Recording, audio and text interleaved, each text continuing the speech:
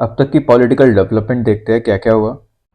इस्लाम का बर्थ हो गया था 7th सेंचुरी में और इस्लाम के अंदर दो कैलिफेट आते थे, एक उमायद कैलिफेट और एक था Abbasid caliphate. Early 8th century में, दैट इज 712 एडी में, मोहम्मद कासिम जो उमायद किंगडम के एक कमांडर थे वो इंडिया में इन्वेड करते हैं। इंडिया में कहाँ पे? सिंध पे। और सिंध को कैप्चर कर लेते हैं। उसके बाद वो मुल्तान जाते हैं, सिंध के बाद मुल्तान कैप्चर करते हैं और वहां पे अरब किंगडम इस्टेब्लिश कर देते हैं। So this was the first time when a Muslim invaded India and made a part of India a empire of Arab. फिर 10th सेंचुरी के बाद महमूद ऑफ गजनी आते हैं। महमूद ऑफ गजनी इंडिया में रेड करते हैं और वो 17 रेड करके इंडिया से चले जाते हैं। फिर 12th सेंचुरी के आसपास मोहम्मद घोरी आते हैं। मोहम्मद घोरी गजनी के ही एक वेसल थे, that is the feudal Lord. वो गजनी के एक फ्यूडल लॉर्ड थे।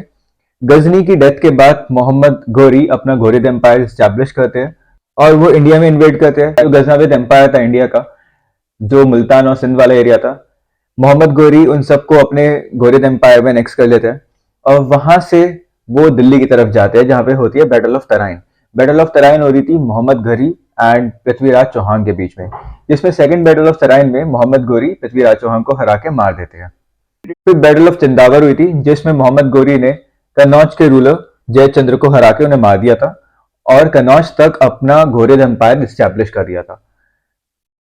सो जो घोरिद एम्पायर था, it was the first empire, first Muslim empire who penetrated deeply in the India. तो पूरा नॉर्थ वेस्ट वाला एरिया और गैंगेटिक एरिया वो अब मुस्लिम के अंडर में था। फिर हमने लास्ट वीडियो में देखा था कि जब मोहम्मद घोरी वापस जा रहे थे, उन्होंने अपने एक कमांडर कुतुबुद्दीन ऐबक को इंडिया के प्रोविंसेस का गवर्नर बना दिया था। मोहम्मद घोरी की डेथ के बाद कुतुबुद्दीन ऐबक अपनी कैपिटल लाहौर शिफ्ट कर लेते हैं और अपनी कुतुबी डायनेस्टी स्टैब्लिश कर देते हैं, या फिर अपनी स्लेव डायनेस्टी स्टैब्लिश कर देते हैं। हमने लास्ट वीडियो में देखा था कि स्लेव डायनेस्टी में 3 सब डायनेस्टीज आती थी। एक कुतुबी डायनेस्टी जिसके फाउंडर थे कुतुबुद्दीन ऐबक। कुतुबी डायनेस्टी के बाद फर्स्ट इल्बारी डायनेस्टी आती थी जो इल्तुमिश ने फाउंड करी थी। इल्तुमिश कुतुबुद्दीन ऐबक के एक स्लेव थे और कुतुबुद्दीन ऐबक ने इल्तुमिश को अपना सन इन लॉ भी बना दिया था। इल्तुमिश की बेटी थी रजिया जो अगली सुल्तान बनी और रजिया दिल्ली सल्तनत की सबसे पहली और आखिरी वुमेन सुल्तान थी। फिर रजिया को मार दिया जाता है और बलबन जो इल्तुमिश के सबसे छोटे बेटे के नायब या फिर रेजेंट थे वो किंगडम संभाल लेते हैं और फिर वो कुछ टाइम तक रूल करते हैं। हमने देखा था कि बलबन के बिल्कुल एंड वाला एरा में मंगोल्स फिर से आ जाते हैं और वो इंडिया में इन्वेड करने लगते हैं। तो बलबन अपने बेटे प्रिंस महमूद को मंगोल से लड़ने के लिए भेज देता है, जिसमें उनके बेटे प्रिंस महमूद की डेथ हो जाती है। कुछ टाइम बाद ही बलबन की डेथ हो जाती है और फिर बलबन के जो ग्रैंडसन होते हैं, इनका नाम होता है कैकुबाद, वो रूल करते हैं। उनका रूल 4 साल का था, बट उनके इनकॉम्पिटेंट होने की वजह से खलजी डायनेस्टी के जो फाउंडर थे जलालुद्दीन खालजी, वो इस बात का फायदा उठा के उन्हें हटा के अपना खलजी डायनेस्टी इस्टेब्लिश कर देते हैं। तो इस वीडियो में अब हम खलजी डायनेस्टी के बारे में पढ़ेंगे, जिनका रेन स्टार्ट होता है 1290 से 1320 तक। 1206 से हमने 1290 तक स्लेव डायनेस्टी पूरी पढ़ ली थी। तो अब हम 1290 के आगे से पढ़ेंगे, that is the late 13th century या फिर आप 14th सेंचुरी मान लीजिए। 14th सेंचुरी से अब हम आगे का देखेंगे, ठीक है। 1290 से 1320 तक का ये खलजी डायनेस्टी का पीरियड होता है। ये बोला जाता है कि जब से खलजी डायनेस्टी इंडिया में आई थी, खलजी डायनेस्टी इंडिया में स्टैब्लिश हुई थी, उस टाइम से मुस्लिम इंपीरियलिज्म की स्टार्टिंग हो जाती है इंडिया में। ऐसा क्यों? क्योंकि स्लेव डायनेस्टी के टाइम पे जो मुस्लिम रूल था वो सिर्फ नॉर्दर्न इंडिया में था, वो गैंगेटिक वैली के आसपास था और नॉर्थ वेस्टर्न वाले प्रोविंस में था। बट खालजी डायनेस्टी के आने के बाद ये रूल साउथ इंडिया तक भी पहुंच जाएगा। हम देखेंगे कि खालजी के कुछ रूलर्स, अलाउद्दीन खालजी स्पेशली, वो अपना रूल डेक्कन के आगे तक भी एक्सपेंड कर लेंगे। वो पांड्यास, जो पांड्या मदुराई में रहते थे, उन्हें भी हटा के अपना रूल एक्सपेंड कर लेंगे। अपनी डायनेस्टी इतने ज्यादा वो एक्सपेंड कर लेते हैं। तो खलजी डायनेस्टी को यही बोलते हैं। तो इसलिए खलजी डायनेस्टी के लिए बोलते हैं कि इसी टाइम से मुस्लिम इंपीरियलिज्म इन इंडिया स्टार्ट हो जाता है। तो थोड़ा बहुत अब खलजी डायनेस्टी के बारे में पढ़ते हैं। जो इसके फाउंडर थे वो थे जलालुद्दीन खलजी और ये 70 ईयर्स के थे जब ये पावर में आए थे। ये पावर में कैसे आए थे? कैकुबाद, ये लास्ट रूलर होते हैं स्लेव डायनेस्टी के, जो बलबन के ग्रैंडसन होते हैं। तो जलालुद्दीन खालजी कैकुबाद को हटा के अपनी खालजी डायनेस्टी स्टैब्लिश कर देते हैं। और जब ये किंग बनते हैं, जब ये सुल्तान बनते हैं तब ये 70 ईयर्स के होते हैं, तो काफी ये एजेड होते हैं। इनकी एक अच्छी बात थी कि ये काफी जेनरस थे और काफी लीनियंट थे, बट ये ज्यादा वॉयलेंस में बिलीव नहीं करते थे। जबकि इनके सामने ही काफी चीजें गलत होती रहती थी, बट ये तब भी उन्हें माफ करते रहते थे, दूसरे चांसेस देते रहते थे। जैसे मालिक छज्जू, ये बलबन के नेफ्यू थे। तो ये कारा एक जगह थी, कारा के गवर्नर थे। जलालुद्दीन खलजी के आने के बाद भी उन्होंने इस मालिक छज्जू को इस कारा के गवर्नर रहने दिया। इस मालिक छज्जू ने फिर भी रिवोल्ट करा इनके अगेंस्ट रिवोल्ट करा, तब भी जलालुद्दीन खलजी ने इन्हें माफ कर दिया। तो मालिक छज्जू ने इनकी लीनियंसी को इनकी वीकनेस समझ ली थी। इसी की वजह से मालिक छज्जू ने फिर से रिवोल्ट करा, सेकंड टाइम रिवोल्ट करा, और उसकी वजह से मालिक छज्जू को हटा के इन्होंने अलाउद्दीन खलजी को, जो इनके सन इन लॉ थे, उन्हें कारा का गवर्नर बना दिया था। ऐसा भी कहा जाता है कि ये चोरों को छोड़ देते थे, जैसे कोई रॉबरी करता था या फिर प्लंडर करता था, ये उन्हें पकड़ते थे और उन्हें लास्ट वार्निंग देके छोड़ देते थे। ये इतने ज्यादा लीनियंट थे, और इसी की वजह से जो इनकी लीनियंसी थी, ये इनकी वीकनेस समझी जाती थी। तभी मालिक छज्जू ने दूसरी टाइम भी रिवोल्ट करा इनके अगेंस्ट। इन्होंने अपने सन इन लॉ अलाउद्दीन खलजी को कारा का गवर्नर बना दिया था। बट 1296 के आसपास कारा में एक रिसेप्शन फंक्शन था अलाउद्दीन खलजी और उनकी वाइफ का, और उसी रिसेप्शन फंक्शन में अलाउद्दीन खलजी अपने father in law Jalaluddin Khalji का काफी बुरी तरह से मर्डर कर देते और वो थ्रोन कैप्चर कर लेते हैं। तो मैं बताता हूँ, खालजी डायनेस्टी 1290 से स्टार्ट होती है, ये 1320 तक रहती है। और इस टाइम पे ये बोलते हैं कि मुस्लिम इंपीरियलिज्म इंडिया में स्टार्ट होता है, क्योंकि इसी टाइम पे हम देखेंगे अलाउद्दीन खलजी के अंडर साउथ इंडिया भी एनेक्स हो जाता है खालजी डायनेस्टी में। इसके फाउंडर जलालुद्दीन खलजी थे, ये 70 ईयर्स के थे, और इन्होंने कैकोबाद को रिप्लेस कर दिया था और अपनी खालजी डायनेस्टी स्टैब्लिश करी थी। ये काफी जेनरस और लीनियंट थे। मालिक शाहजू जो बलबन का नेफ्यू था, वो कारा के गवर्नर थे, और इनके सुल्तान बनने के बाद भी इन्होंने उसे कारा का गवर्नर बनने दिया। बट उसने सबसे पहले रिवोल्ट करा, इन्होंने उसे तब भी माफ करा। बट जब दूसरी टाइम रिवोल्ट करा, इन्होंने अपने सन इन लॉ अलाउद्दीन खलजी को कारा का गवर्नर बना दिया। बट 1296 में अलाउद्दीन खलजी का रिसेप्शन था अपनी वाइफ के साथ। उस इवेंट में अलाउद्दीन खलजी ने अपने father in law Jalaluddin Khalji को काफी बुरी तरह से मार के दिल्ली का थ्रोन कैप्चर कर लिया था, वो खुद सुल्तान बन गए थे। और अब हम पढ़ेंगे अलाउद्दीन खलजी के बारे में। जो इनका रूल था वो 1296 से स्टार्ट होता है और 1316 तक रखता है। इसका मतलब जो इनके फादर इन लॉ थे जलालुद्दीन खलजी, उन्होंने रूल करा था 1290 से 1296 तक। उन्होंने 6 साल रूल करा, फिर उन्हें मार के अलाउद्दीन खलजी थ्रोन कैप्चर कर लेते, ये सुल्तान बनते और ये रूल करते 1296 से 1316 तक। तो पूरे 20 साल इन्होंने रूल करा। सबसे पहले इन्होंने क्या करा, जो नोबल्स थे या फिर जो दिल्ली के अमीर थे, इन्होंने उन सबको काफी महंगे महंगे गिफ्ट दिए ताकि ये उनकी साइड जीत सके। और फिर भी अगर कोई इन्हें इनके सुल्तान बनने के लिए कोई अपोज करता था, तो ये उसे मार देते थे। इन्होंने काफी रेगुलेशंस फ्रेम करी थी नोबल्स को कंट्रोल करने के लिए। ठीक है, तो समझ में आया। सबसे ज्यादा प्रॉब्लम थी इन्हें नोबल्स से। जब से ये थ्रोन पे बैठे थे, तब से नोबल्स को इनसे प्रॉब्लम थी कि इन्होंने अपने फादर इन लॉ को काफी गंदी तरह से मार के ये इन्होंने थ्रोन कैप्चर करा। और नोबल्स चाहते थे कि ये किंग ना बने, ये सुल्तान ना बने, वो किसी और को सुल्तान बनाना चाहते थे। तो सबसे पहले इन्होंने कुछ नोबल्स को गिफ्ट दिए, उन्हें खरीदने की कोशिश करी, और फिर भी अगर कोई नहीं मानता था तो ये उसे मार देते थे। और इन्होंने काफी ज्यादा रेगुलेशंस फ्रेम करे थे नोबल्स को कंट्रोल करने के लिए। हम वो रेगुलेशंस पढ़ेंगे क्या क्या था। ये मान चुके थे, इन्हें समझ में आ चुका था कि जो नोबल्स की जनरल प्रॉस्पेरिटी हो रही है, मतलब जो नोबल्स के पास पैसा आ रहा है, जो उनके पास लैंड है, या फिर जो नोबल्स के बीच में इंटर मैरिज होती थी, नोबल्स एक दूसरे के साथ इंटर मैरिज करते थे ताकि वो अपने डायनेस्टी को या फिर अपने फैमिली नेम को काफी स्ट्रांग बना पाए। जब वो इंटर मैरिज करते थे तो वो और भी ज्यादा स्ट्रांग हो जाते थे। तो अलाउद्दीन खलजी समझ गए थे ये वाली बात कि जो नोबल्स की जनरल प्रॉस्पेरिटी हो रही है या फिर उनके बीच में इंटर मैरिज हो रही है, वो बहुत बड़ी प्रॉब्लम है, और इसलिए ही नोबल्स इनके अगेंस्ट रिवोल्ट करते हैं। या फिर वो जब लिकर ड्रिंक करते हैं, फिर शराब पीते हैं, और इनएफिशिएंट स्पाइस सिस्टम, ये 4 चीजें नोबल्स के रेबल करने का रीजन है। कौन कौन सी? एक तो प्रॉस्पेरिटी ऑफ नोबल्स, ये पहला रीजन। दूसरा इंटर मैरिज बिटवीन नोबल्स, ये दूसरा रीजन। तीसरा इनएफिशिएंट स्पाइस सिस्टम, और चौथा ड्रिंकिंग लिकर। तो अलाउद्दीन खलजी को लगता था कि ये 4 चीजें बेसिक रीजन है नोबल्स के रिबेल करने का। तो अब ये 4 ऑर्डिनेंस पास करेंगे इन सबको हटाने के लिए। सबसे पहले तो इन्होंने नोबल्स की सारी प्रॉपर्टी को छीन लिया, ठीक है। दूसरा, इंटेलिजेंस सिस्टम वापस इन्होंने रिऑर्गेनाइज करा। हमने थर्ड रीजन पढ़ा था ना, इनएफिशिएंट स्पाई सिस्टम, वो भी इन्होंने पूरा सही से रिऑर्गेनाइज करा। तो इन्होंने प्रॉस्पेरिटी खत्म कर दी नोबल्स की, उनका लैंड छीन के, उनकी प्रॉपर्टी छीन के। दूसरा, जो इंटेलिजेंस सिस्टम वीक था, इनएफिशिएंट स्पाई सिस्टम था, उसे स्ट्रॉन्ग करा, इंटेलिजेंस सिस्टम को वापस रिऑर्गेनाइज करा। दूसरी की चीज इन्होंने ये कर दी।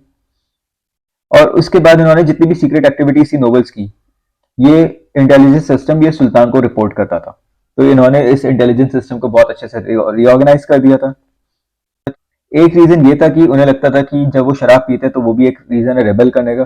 तो इन्होंने लिकर और ड्रग्स की पब्लिक सेल पूरी टोटली बैन कर दी थी। और जो भी उसे करता था, जो भी मिलता था शराब पीते हुए या फिर ड्रग्स देते हुए, ये उन्हें मार देते थे। तो तीसरा, ये वाले रीजन भी इन्होंने खत्म कर दिया।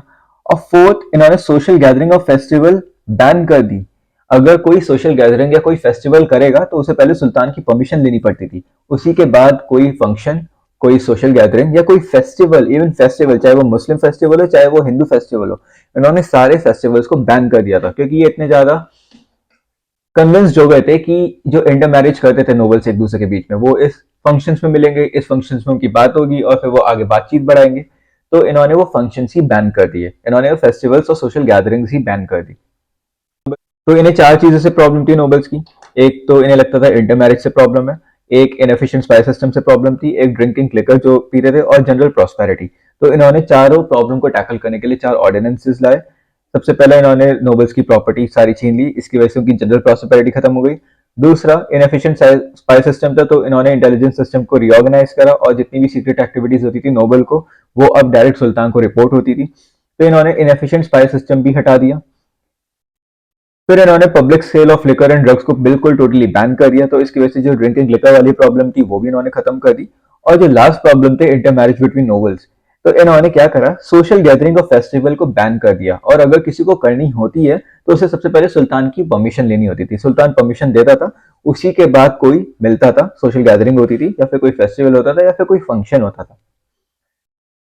अब हम अलाउद्दीन खिलजी के रिफॉर्म्स देखेंगे, और ये रिफॉर्म्स काफी इंपॉर्टेंट है, आपको पता होना चाहिए। इसके ऊपर अगर क्वेश्चन आ गया मेंस में तो आप आराम से लिख पाओगे। सबसे पहले हम देखेंगे इनके आर्मी के reforms. He maintained a large permanent standing army and paid them in cash from the royal treasure. ठीक है, ये तो सबकी होती है, ये वाला पॉइंट तो आप सब में लिख सकते हो कि लार्ज परमानेंट स्टैंडिंग आर्मी, ये तो सब में लिखोगे। बट इनका जो सेलेंट फीचर था वो ये था कि ये अपनी आर्मी को जो भी उन्हें पे करना होता था वो कैश में देते थे, और वो डायरेक्ट रॉयल ट्रेजर से आता था। It is a very important point. So he maintained a large permanent standing army, ये तो काफी सिंपल है, and paid them in cash from the royal treasure. ये इनका डिस्टिंग्विश्ड फीचर है, इसलिए इंपॉर्टेंट है। दूसरा, फेरिश्ता के अकॉर्डिंगली, फेरिश्ता इनकी रॉयल कोर्ट में था, एक पोएट था। तो सो फेरिश्ता के अकॉर्डिंगली इनकी आर्मी में 4,75,000 सिर्फ कैवलरी मैन थे, घुड़सवार। ये रहे, देखिए ये सारे घुड़सवार, 4,75,000, and it's a huge number. 4,75,000 is a lot of number. So Farishta के accordingly, he recruited 4,75,000 cavalrymen, घुड़सवार। अब देखिए इतने ज्यादा घुड़सवार है, इतने ज्यादा कैवलरीमैन है, सबको पहचानना काफी मुश्किल होता होगा। और ये काफी प्रिकॉशंस ले रहे थे हर चीज के लिए कि कोई इन्हें धोखा न देते। इसलिए ही इन्होंने सिस्टम ऑफ दग स्टार्ट करा। दग का मतलब ब्रांडिंग ऑफ हॉर्सेस। ये हॉर्स के ऊपर एक निशान लगा देते थे, आपने देखा होगा काफी मूवी में, एक लोहे का पाइप होता है, उसमें कुछ निशान होता था पर्टिकुलरली, वो आग में लगा के फिर किसी को भी लगा देते थे तो उसकी उसकी स्किन पे वो प्रिंट हो जाता था। तो ऐसा ये घोड़ों के साथ करते थे ताकि ये अपने घोड़ों को पहचान पाए कि ये वाला घोड़ा मेरी आर्मी से बिलोंग करता है, कोई और किसी और किंगडम या फिर कोई भी ऐसे बिना बात में इनकी तरफ से ना लड़ सके, या फिर बीच में कोई घुस ना सके इनकी आर्मी के बीच में। तो सामने वालों को, बाकी आर्मी वालों को भी पता होता था कि हाँ ये इसमें दग है, तो मतलब ये हमारे साइड है, अगर दग नहीं है तो हमारी साइड नहीं है, और इसे मार देते थे। So he introduced a system of dug, that is the branding of horses. और दग के अलावा ही प्रिपेयर्ड हुलिया। हुलिया का मतलब डिस्क्रिप्टिव लिस्ट ऑफ सोल्जर्स, मतलब जितने भी इनकी आर्मी में सोल्जर्स थे ये उनके बारे में सारी इंफॉर्मेशन रखते थे। उसका नाम क्या है, उसका फादर नाम क्या है, वो कौन से गांव से बिलोंग करता है, कौन सी कास्ट का है, कौन से रिलीजन का है, ये सब उसकी पूरी बायोग्राफी प्रिपेयर करके रखते थे। तो दग का सिस्टम इन्होंने इंट्रोड्यूस करा था। दग का मतलब ब्रांडिंग ऑफ हॉर्सेस। और हुलिया, हुलिया का सिस्टम इन्होंने इंट्रोड्यूस करा था। हुलिया का मतलब डिस्क्रिप्टिव लिस्ट ऑफ सोल्जर्स। तो इतने ज्यादा ये प्रिकॉशनरी मेजर्स लेते थे। तो ये थी इनके आर्मी के रिफॉर्म्स। क्या क्या? एक तो इन्होंने लार्ज परमानेंट स्टैंडिंग आर्मी रखी, दूसरा ये उन्हें कैश में ट्रिब्यूट पे करते थे अपने रॉयल ट्रेजर से, तीसरा इनकी आर्मी में 4,75,000 कैवलरी मैन थे, चौथा इन्होंने दक का सिस्टम इंट्रोड्यूस करा था, और दक का मतलब होता था ब्रांडिंग ऑफ हॉर्सेस, और पांचवा इन्होंने हुलिया प्रिपेयर करा था जिसका मतलब होता था डिस्क्रिप्टिव लिस्ट ऑफ सोल्जर्स। अब हम देखेंगे इनके मार्केट रिफॉर्म्स, और ये भी काफी इंपॉर्टेंट है। इन्होंने दिल्ली में 4 टाइप के मार्केट एस्टैब्लिश करे, ठीक है। एक थे सिर्फ ग्रेन के लिए, दूसरे थे cloth, sugar, dried fruits, butter and oil के लिए, तीसरा हॉर्सेस, स्लेव्स एंड कैटल्स, और फोर्थ थे बाकी मिसलेनियस कॉमोडिटीज जो भी बचे वो फोर्थ मार्केट में मिलते थे। इन्होंने 4 मार्केट दिल्ली में एस्टेब्लिश करे, और चारों मार्केट में अलग अलग चीजें मिलती थी। एक में सिर्फ ग्रेन मिलता था, एक में क्लोथ मिलता था, शुगर मिलता था, ड्राइड फ्रूट्स मिलते थे, बटर और ऑयल मिलता था, तीसरे मार्केट में horse, slave and cattle, and चौथे मार्केट में मिसलेनियस चीजें जो भी इन सब में नहीं आती वो सब चौथे मार्केट में मिलती थी। और हर एक मार्केट एक ऑफिसर के अंडर में होता था जिनका नाम होता था शहनाई मंडी। शहनाई मंडी एक पोस्ट थी एक ऑफिसर की जिसके अंडर में एक मार्केट होता था। फॉर एग्जाम्पल, ग्रेन के लिए एक अलग शहनाई मंडी होगी, cloth, sugar, dried fruit, butter and oil वाले मार्केट के लिए दूसरी शहनाई मंडी होगी, तो हॉर्स, स्लेव, कैटल्स के लिए एक अलग शहनाई मंडी, और मिसलेनियस कमोडिटीज के लिए शहनाई मंडी। तो टोटल 4 ऑफिसर्स थे, 4 शहनाई मंडी ऑफिसर्स थे। अब ग्रेन की कंटिन्यूसली सप्लाई होती रहे, ठीक है, मतलब सप्लाई आते रहे और डिमांड पे कोई इफेक्ट ना हो, इसलिए ही ये स्टॉक्स भी होल्ड करते थे गवर्नमेंट स्टोर हाउसेस में। जैसे आज की हमारी गवर्नमेंट प्रोक्योर करती है और उसे स्टोर कर देती है ताकि सप्लाई स्टेडी रहे, और जब डिमांड काफी बढ़ जाए तो उस सप्लाई में से दे पाए, उसी तरह से इन्होंने भी ये वाला सिस्टम इंट्रोड्यूस करा था। इन्होंने ग्रेन की स्टेडी सप्लाई रखने के लिए स्टॉक्स को होल्ड करना स्टार्ट करा था गवर्नमेंट स्टोर हाउसेस में। और जो इन सारे मार्केट में प्राइसेस थे, जैसे ग्रेन का प्राइस, क्लोथ का प्राइस, शुगर का प्राइसेस, ये सब फिक्स था। ऐसा नहीं था कि कोई भी सेलर अपने हिसाब से सेल कर पाए। तो अगर इन्होंने शुगर के प्राइसेस 20 रुपए पर किलो के हिसाब से दे रखे थे तो 20 रुपए पर किलो के हिसाब से ही बिकेंगे। ऐसा नहीं है कि वो 25 रुपए किलो या 21 रुपए भी किलो के हिसाब से बेचते। 20 है तो 20 ही है। कोई भी सेलर ज्यादा पैसे नहीं ले सकता था कस्टमर से। तो regulations were issue to fix price of all commodities. तो एक तरीके से इन्होंने पूरे मार्केट को कंट्रोल कर रखा था। और ये क्या करते थे, जो इनके स्लेव्स होते थे, छोटे छोटे बच्चे होते थे, अपने स्लेव्स को इस मार्केट में सामान खरीदने के लिए भेज देते थे, और चेक करने के लिए, ताकि सुल्तान को पता चल पाए कि कौन सही बेच रहा है कौन गलत बेच रहा है। अगर कोई महंगा बेच रहा था तो सुल्तान उसे काफी खतरनाक सीवियर पनिशमेंट दे देते और जहां तक वो मार देते थे। एक अलग से सेपरेट डिपार्टमेंट बनाया था जिसे बोलते थे दीवानी रियासत, और इसके ऑफिसर होते थे नाइबी रियासत। और जितने भी ये मार्केट होते थे, हर एक मार्केट को इस वाले दीवानी रियासत में अपने आप को रजिस्टर कराना पड़ता था। जितने भी सेलर होते थे उस मार्केट में, जैसे ग्रेन में अगर 10 सेलर है तो उन 10 सेलर को इस दीवानी रियासत में अपने आप को रजिस्टर कराना पड़ता था, उसी के बाद ये सेल कर सकते थे। तो दीवानी रियासत एक सेपरेट डिपार्टमेंट बनाया था, और उसके ऑफिसर होते थे नाइबी रियासत। तो आपको 3 नाम याद रखने हैं। एक तो शनाई मंडी। शनाई मंडी इन चारों मार्केट के ऑफिसर थे, हर एक मार्केट का हर एक शनाई, एक इकलौता शनाई मंडी होगा। दूसरा, आपको दीवानी रियासत का नाम याद रखना है। दीवानी रियासत एक अलग डिपार्टमेंट था जिसके अंडर में चारों मार्केट अपने आप को रजिस्टर कराते थे।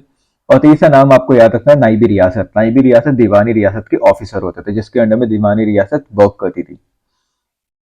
एक नाम आपको ये मुनिया याद रखना है। ये सीक्रेट एजेंट होते थे इनके। मैंने आपको बताया था ना कि इन्होंने अपना स्पाई सिस्टम काफी अच्छे से रिऑर्गेनाइज करा था, इंटेलिजेंस सिस्टम अपना रिऑर्गेनाइज करवाया था। तो उन ऑफिसर्स को बोलते थे मुनिया, और ये छोटी छोटी चीजें सुल्तान को रिपोर्ट करते थे। इन मार्केट के फंक्शनिंग, इसमें क्या क्या बिक रहा है, क्या क्या नहीं बिक रहा, किसके प्राइस ज्यादा है, किसके प्राइस कम है, वो छोटी छोटी चीजें सुल्तान को रिपोर्ट करते रहते थे। और थर्ड रिफॉर्म इन्होंने लैंड रेवेन्यू एडमिनिस्ट्रेशन के लिए करा। इन्होंने काफी इंपॉर्टेंट स्टेप्स लिए लैंड रेवेन्यू एडमिनिस्ट्रेशन के लिए।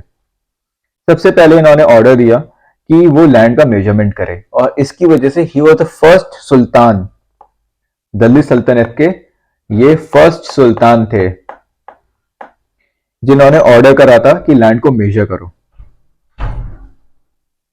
और जब अब आप खुद बताइए, अब कोई लैंड मेजर हो गया और गवर्नमेंट के पास रिकॉर्ड आ गए, तो अब बड़े से बड़े लैंडलॉर्ड भी टैक्स देने से नहीं बच पाएंगे, जितना ज्यादा बड़ा लैंड उतना ज्यादा टैक्स।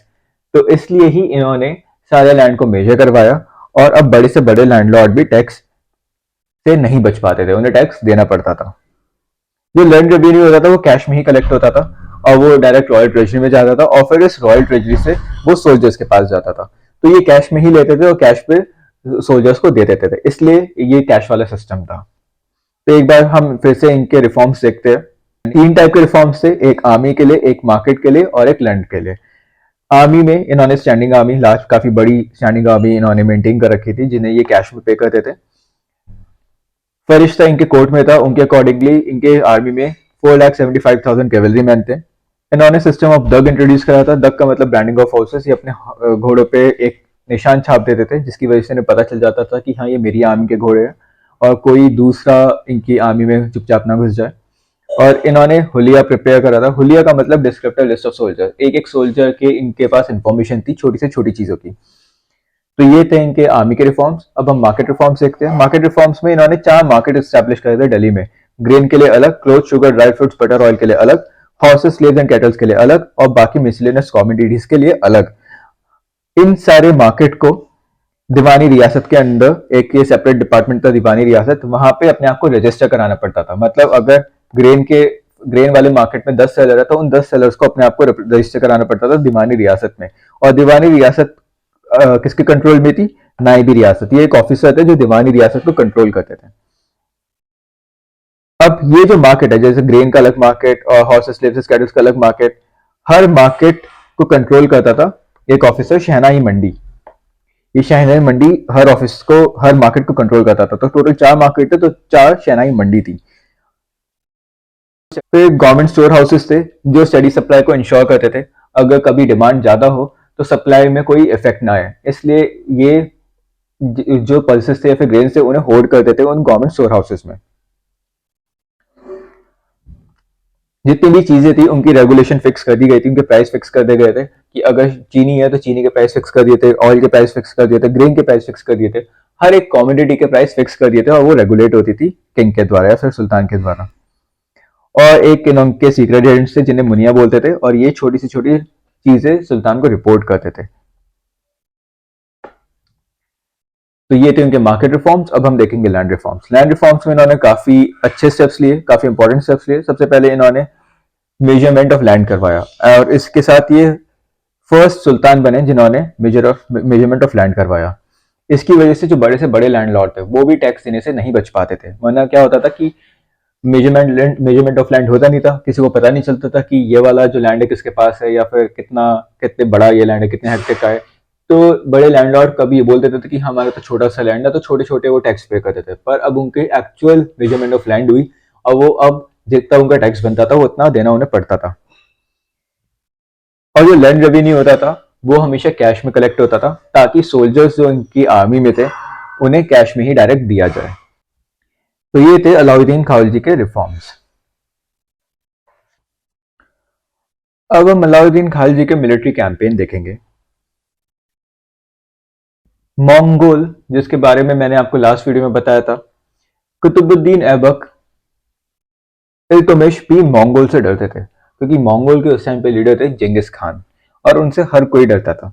बट अलाउद्दीन खालजी ने अपनी आर्मी को 6 बार भेजा था मंगोल से लड़ने के लिए, जिसमें 2 बार, सबसे पहले जो 2 बार थे वो सक्सेसफुल हो गया था। तीसरी बार मंगोल दिल्ली तक आ गए थे, बट अलाउद्दीन खालजी ने किसी तरह से अपने दिल्ली एम्पायर को बचा के उन्हें हरा दिया था। और जो बाकी के भी 2-3 बार थे उसमें भी उन्होंने मंगोल को मार दिया था। तो इन्होंने थाउजेंड ऑफ मंगोल्स को मारा था, बहुत मंगोल को मारा था इन्होंने, अलाउद्दीन खालजी ने। तो जो मंगोल का डर रहता था हमेशा, वो अलाउद्दीन खालजी ने खत्म कर दिया था। 6 बार मंगोल से लड़ाई करी थी, 6 के 6 बार वो बहुत आसानी से जीत गए थे। मंगोल को हराने के बाद इन्हें पता चला, इन्हें रियलाइज हुआ कि जो नॉर्थ वेस्टर्न फ्रंटियर है वो वीक है, और जब तक वो स्ट्रांग नहीं होगा तब तक ऐसे फॉरेन इन्वेजन होते रहेंगे। तो ये क्या करते हैं, ये उस नॉर्थ वेस्टर्न फ्रंटियर को फोर्टिफाई करा देते हैं। तो he was the first ruler who took measures to fortify the north western frontier. और गाजी मलिक एक ऑफिसर थे, उन्हें वहां पे अपॉइंट कर देते हैं एज ए वार्डन, ताकि ये जो गाजी मलिक है इस नॉर्थ वेस्टर्न फ्रंटियर को प्रोटेक्ट करे। बाद में यही गाजी मलिक इन्हें इनके बेटे को हटा देते हैं और थ्रोन कैप्चर कर लेते हैं, पर वो हम बाद में दिखेंगे। आप ये गाजी मलिक का नाम याद रखिएगा। तो 6 बार इन्होंने मंगोल से लड़ाई करी, 6 बार जीते, बहुत थाउजेंड्स ऑफ मंगोल्स इन्होंने मारे। इन्हें फिर रियलाइज हुआ कि जो नॉर्थ वेस्टर्न फ्रंटियर है वो वीक है, तो इन्होंने उसे फोर्टिफाई करा और गाजी मलिक को वहां का वार्डन बना दिया ताकि वो उस फ्रंटियर को प्रोटेक्ट करते रहे। जो अलाउद्दीन खिलजी के मिलिट्री कैंपेन थे वो गुजरात में थे, मेवाड़ में थे और डेक्कन में थे। सबसे पहले इन्होंने नुसरत खान और उलुग खान को भेजा ताकि वो गुजरात को कैप्चर करे 1299 में। मतलब ये 1296 में तो आए थे, बट इन्होंने 4 साल बाद ही गुजरात को कैप्चर करने के लिए नुसरत खान और उलुग खान को भेज दिया था। जो वहां का किंग था और उनकी डॉटर थी वो तो भाग गए थे, वो बच के भाग गए थे, बट जो क्वीन थी वो पकड़ी गई थी और उन्हें वापस दिल्ली भेज दिया था अलाउद्दीन खिलजी के पास। अब उस टाइम पे क्या होता था, जो ये सुल्तान होते थे, मुस्लिम सुल्तान, ये हिंदुओं की जो क्वीन होती थी या फिर उनकी बेटियां होती थी उन्हें कैप्चर करके ले आते थे और उनके साथ मतलब उन्हें एक तरीके से स्लेव बना देते थे, और आप समझ सकते थे कि स्लेव के साथ क्या होता था। तो अलाउद्दीन खिलजी भी ऐसे करते रहते थे। फिर 1301 में इन्होंने फिर 1301 में ही मार्च अगेंस्ट रणथंभौर भी इन्होंने मार्च करा और 3 मंथ तक के बाद रणथंभौर को भी जीत लिया। वहां पे जो राजपूत वुमेन थी उन्होंने जौहर या फिर सेल्फ इम्युलेशन करा। जौहर का मतलब अपने आप को आग में जला देना, सती प्रथा, एक तरीके से सती प्रथा ही होती है, उसे राजपूत टर्म में जौहर बोलते हैं। तो 1299 में इन्होंने गुजरात कैप्चर करा। 1301 में इन्होंने रणथंभौर, जो राजस्थान का एक एरिया है, वो कैप्चर करा। 1303 में इन्होंने चित्तौड़ फोर्ट की तरफ अपनी आर्मी को मार्च करा। चित्तौड़ फोर्ट सब जानते हैं, अभी एक मूवी भी आई थी रानी पद्मावत, तो उसमें यही सारा सीन दिखा रहा है। वहां के राजा थे रतन सिंह, और राजा रतन सिंह ने और उनके सोल्जर्स ने काफी ब्रेवली से लड़ाई करी इनके साथ, बट फिर भी ये उन्हें हरा देते हैं। और जो वहां की राजपूत वुमेन थी इंक्लूडिंग रानी पद्मिनी, वो जौहर परफॉर्म कर देते हैं। ये सब हमने मूवी में देखा है। और जो वो मूवी बनी है वो जयासी एक ऑथर थी, राइटर थे, उसने लिखी थी पद्मावत। तो जो पद्मावत मूवी है, इस पद्मावत बुक के ऊपर बनी गई है। जो इनका सबसे बड़ा और सबसे इंपॉर्टेंट कैंपेन है, ठीक है, हमने ये देखा कि यहाँ पे रणथंभौर था, यहाँ पे चित्तौड़ था, ये गुजरात वाला एरिया, ये सब तो इन्होंने कैप्चर कर दिया था। जो इनका इंपॉर्टेंट अचीवमेंट था, सबसे बड़ा अचीवमेंट था, वो था डेक्कन का, और डेक्कन से भी ये फार साउथ का, ये मद्रास मदुराई जो था, वहां तक इन्होंने अपना किंगडम को एनेक्स कर लिया था। So his greatest achievement was the conquest of Deccan and the far south. अब यहाँ पे 4 डायनेस्टीज रूल करी थी, ये बारी बारी करके सबको हराएंगे। So the region was ruled by 4 important dynasties. Yadav rule कर रही थी यहाँ डेक्कन में, देवगिरी थे, देवगिरी इनकी कैपिटल थी, यादव्स ऑफ देवगिरी। कटिया रूल करी थी वारंगल में, यहाँ कहीं वारंगल पड़ता है। होयसालास रूल करी थी द्वारा समुद्र पे, और मदुराई में रूल करी थी पांड्यास यहाँ पे। अब ये अपने एक जनरल मलिक कफूर को भेजते हैं, और ये मलिक कफूर इन चारों डायनेस्टी को खत्म करके आ जाएगा। ठीक है, तो इन 4 डायनेस्टीज का नाम आपको याद रखना है, ये आगे भी काम आएगा। आपको पता होना चाहिए कि जिस टाइम पे नॉर्थ इंडिया में अलाउद्दीन खिलजी का रूल था, तो उसी टाइम पे डेक्कन या फिर साउथ में ये सारी डायनेस्टीज थी। पांड्यास, आप हमें पता है, छोलास को पांड्यास ने हरा दिया था और पांड्यास किंगडम स्टैब्लिश कर दिया था। ये पूरा पांड्यास का आ गया था, और उनकी कैपिटल थी मदुराई। यादव थे डेक्कन में, यहाँ पे पूरा यादव थे, और यादव और पांड्या के अलावा ककतिया, ये यहाँ कहीं थे ककतिया, और होयसाला, ये 4 किंगडम रूल कर रहे थे डेक्कन और साउथ में। तो अलाउद्दीन ने क्या करा, अपने एक जनरल मलिक कफूर को भेजा। सबसे पहले उन्होंने देवगिरी भेजा, देवगिरी में थे यादव। तो देवगिरी के उस टाइम पे रूलर थे रामचंद्र देव। इन्होंने, मलिक कफूर ने रामचंद्र देव को हराया और रामचंद्र देव सबमिट हो गए, और ये उन्होंने काफी अच्छी ट्रिब्यूट पे करी। फिर 1309 में मलिक कफूर ने कैंपेन लॉन्च करा वारंगल के अगेंस्ट। वारंगल में कौन था, ककतिया। ककतिया के रूलर थे प्रतबरुद्र हम देखेंगे, आगे भी आएंगे। तो वारंगल के रूलर थे प्रतबरुद्र, वो भी हार गए, और उनसे भी इन्होंने काफी अच्छी बूटी कलेक्ट करी। तो मलिक कफूर गए होयसाला रूलर के पास। होयसाला रूलर थे वीर बलाल थ्री को भी इन्होंने हराया, और वहां से काफी अच्छा पैसा कलेक्ट करके दिल्ली भेज दिया। और फिर जो इनका लास्ट कैंपेन था वो था पांड्यास के अगेंस्ट। वीर पांड्या रूलर थे जो भाग निकले थे और अपनी कैपिटल मदुराई छोड़ दी थी। फिर काफू ने वो कैपिटल पूरी सीज कर ली और वहां से बहुत ही ज्यादा मोटी रकम लेके, बहुत ज्यादा बढ़िया पैसे लेके वापस दिल्ली के लिए निकल गए। तो एक बार हम फिर से इनके मिलिट्री अचीवमेंट्स देखते हैं। सबसे पहला, इन्होंने 6 बार मंगोल्स को हराया था। थर्ड टाइम में थोड़ा हारने वाले थे, दिल्ली तक आ गए थे मंगोल्स, बट इन्होंने तब भी हरा दिया था। 1000 ऑफ मंगोल्स को इन्होंने मारा था। और उसके बाद इन्हें रियलाइज हो गया था कि जो नॉर्थ वेस्टर्न फ्रंटियर है उसे फोर्टिफाई करना इंपॉर्टेंट है, तो इन्होंने गाजी मलिक को वहां का वार्डन अपॉइंट कर दिया था। फिर इनका जो कैंपेन था वो गुजरात का था, दूसरा कैंपेन गुजरात का था, जिसमें इन्होंने नुसरत खान और उलुग खान को भेजा था गुजरात कैप्चर करने के लिए 1299 में। वहां के किंग और बेटी निकल गए थे, पर जो क्वीन थी वो पकड़ी गई और दिल्ली में इनके पास भेज दी गई। फिर थर्ड कैंपेन था मेवाड़ में। मेवाड़ में 2 जगह आती है, एक तो रणथंभौर और एक चित्तौड़। 1301 में ये रणथंभौर गए, जहाँ पे 3 महीने बाद इन्होंने वहां पे पूरा उसे अनेक्स कर लिया और वहां की राजपूत वुमेन ने जौहर कमिट करा। फिर 1303 में चित्तौड़ गए, वहां पे राजा रतन सिंह थे जिन्होंने इनसे काफी ब्रेवली फाइट करी, बट ये तब भी हार गए और राजपूत वुमेन वहां पे जीती थी, इंक्लूडिंग रानी पद्मिनी। उन्होंने जौहर परफॉर्म किया। और जो रानी पद्मिनी वाली कहानी है, पद्मावत, एक बुक है जो जयासी ने लिखी थी। तो इनका सबसे इंपॉर्टेंट कैंपेन था वो था डेक्कन का और इनके फार साउथ का। उस टाइम पे इस वाले एरिया में 4 डायनेस्टीज रूल करी थी। देवगिरी में यादव, वारंगल में ककतिया और द्वार समुद्र में होयसाला और मदुराई में पांड्या। सबसे पहले अब ये अपने कमांडर मलिक कफूर को भेजेंगे, ये नाम आपको याद रखना है, मलिक कफूर। सबसे पहले मलिक कफूर देवगिरी जाते हैं, वहां के रूलर थे रामचंद्र देव। मलिक कफूर रामचंद्र देव को हराते हैं और रामचंद्र देव उन्हें काफी अच्छा खासा पैसा देते हैं। फिर 1309 में मलिक कफूर जाते हैं वारंगल में। वारंगल पे रूल करते हैं ककतिया। ककतिया के रूलर थे प्रतबरुद्र, वो भी हार जाते हैं और वहां से भी मलिक कफूर काफी मोटा खासा पैसा, अच्छा खासा लेके जाते हैं। फिर जो थर्ड कैंपेन था मलिक कफूर का, वो था द्वार समुद्र के पास। द्वार समुद्र में होयसाला रूल कर रहे थे और जो होयसाला के रूलर थे वीर बलाल थ्री, वीर बलाल थ्री को भी हरा के और वहां से बहुत ज्यादा पैसा वो दिल्ली भेजते हैं। और फिर उनका जो लास्ट कैंपेन था वो था पांड्यास के अगेंस्ट। पांड्या की कैपिटल थी मदुराई, तो जो वीर पांड्या थे वहां के पांड्या के रूलर, वो मदुराई से भाग जाते हैं और कफूर, मलिक कफूर पूरा एरिया सीज करके वहां से बहुत अच्छा खासा पैसा ले जाके दिल्ली वापस चले जाते हैं। अब हम अलाउद्दीन खालजी के बारे में थोड़ा एक बार एस्टिमेट देख लेते हैं। अलाउद्दीन खालजी की डेथ हो जाती है 1316 में, मतलब ये 20 साल रूल करते हैं। 1296 से 1316 तक ये रूल करते हैं। डेथ हो जाती है इनकी 1316 में।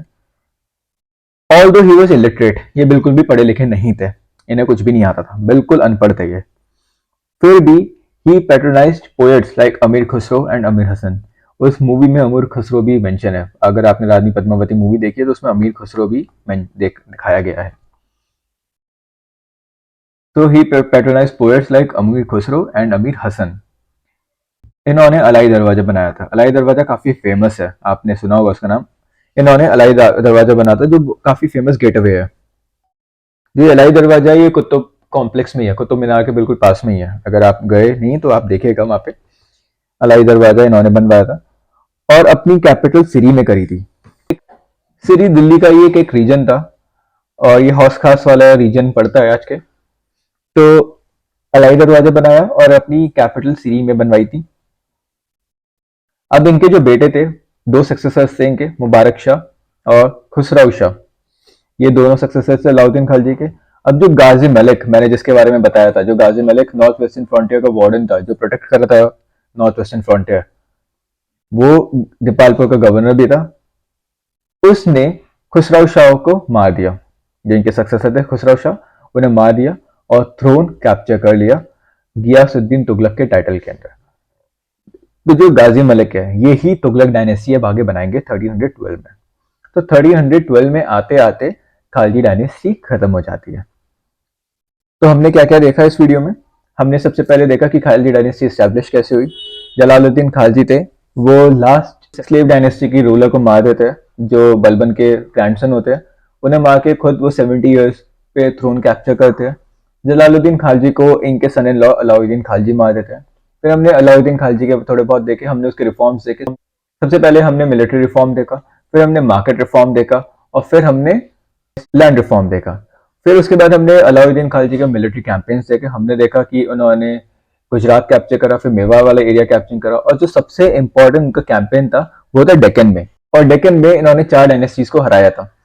एक थे यादव देवगिरी के, और ककतिया थे वारंगल के, होयसाला थे समुद्र द्वार के, और लास्ट में थे मदुराई के पांड्या। ये इन चारों को हरा के अपना किंगडम फार साउथ तक एनेक्स कर लेते हैं।